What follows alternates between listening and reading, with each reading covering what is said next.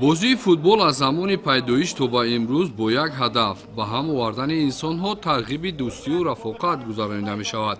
یعنی فوتبال همچون عامل پیوندگر انسانیت است. سالهای اخیر فوتبال در قلمرو مملکت از جمله در همه شهر و ناحیه‌های ولایت ختلان در حال رشد قرار دارد. در ناحیه جیهون نیز به رشد فوتبال و جلب ساکنان به این نمود ورزش توجه ظاهر می‌گردد.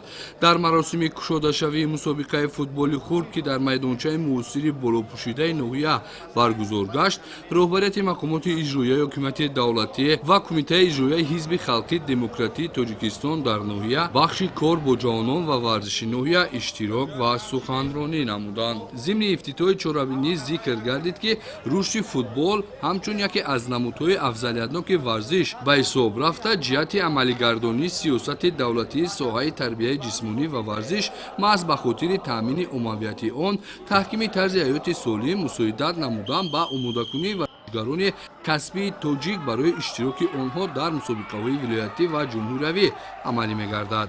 قبول گردیدن پیشنهاد تاجیکستان درباره اعلام گشتن روز جهانی فوتبال بار دیگر دلیل آن است که جامعه جهانی نقش بارز تاجیکستان را همچون دولت پیشبرنده اصول‌های طرز حیات سالم و وسعت دهنده همکاری بین‌المللی ورزشی برای عمومی گرداندن آن در عرصه بین‌المللی مهم و ضرور می‌شمارند.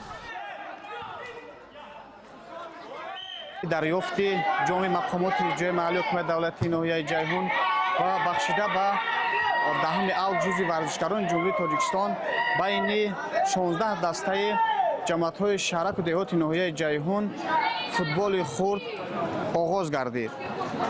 مقصد از تشکیل نمودن چنین چهاربینی‌های ورزشی این پیشگیری شامل شوی جوانان از هر گونه حزب و حرکت‌های نامطلوب و تشکل طرز حیات سالم بین جوانان می باشد.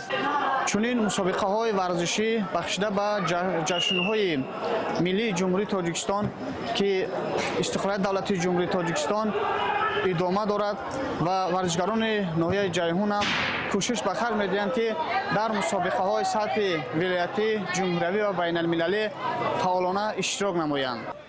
طبق اطلاع در مسابقه فوتبال خرد 16 دسته از جماعت‌های شهرک و دهات جمع آمده بینی هم در رقابت می‌شوند. مسابقه فوتبال خرد تا روز ورزشکاران ادامه یافته بهترین دسته‌ها با مسابقه‌های ولایتی که هم مسئله بین دهه و محله‌ها گذرانیده می‌شود سفربر می‌گردند. طبق نقشه چهاربینی‌های مقامات اجرایی محلی حکومت دولتی ناحیه جیهون در همبستگی با کمیته اجرایی حزب خلقی دموکراتی تاجیکستان در ناحیه بخش کار با جوانان و ورزش ناحیه مؤسسه دولتی مکتب ورزشی ناحیه جیهون بخشیده به 10 آگوست همچون روز ورزشکاران مسابقه‌های گوناگون ورزشی در حدود ناحیه جیهون با مرام ادامه دارد. مخصوصاً امروز گشاده‌شوی مسابقه عاید به فوتبال خرد بین 16 دسته جماعت‌های شهرک و دهات ناحیه جیهون آغاز رسما گشاده آغاز گردید. این حال باشد دسته ها بین خود سبقت نموده ایستادند. مسابقه مذکور 10 آگوست در عرفه تجلیل از روز ورزشکاران جنبست گردیده غالبان با مکافات پولی و تحفه های خاطروی قدردانی کرده می شوند. باید گفت که برگزاری چنین مسابقه ها بین اهالی ناحیه در تقویت بخشیدن رشد فوتبال و ترغیب طرز حیات سالم مساعدت میکنند. در ناحیه جیهون مسابقه فوتبال خرد در دایره استقبال صحنه‌های تاریخی به نقشه گرفته شده فایز بیشتر اشتراکداران را جوانان و نورسان تشکیل میدهد که این اقدام باعث دریافت بازیگران بالای قد و امیدبخش گردیده بر رشد فوتبال مساعدت فعال میکند.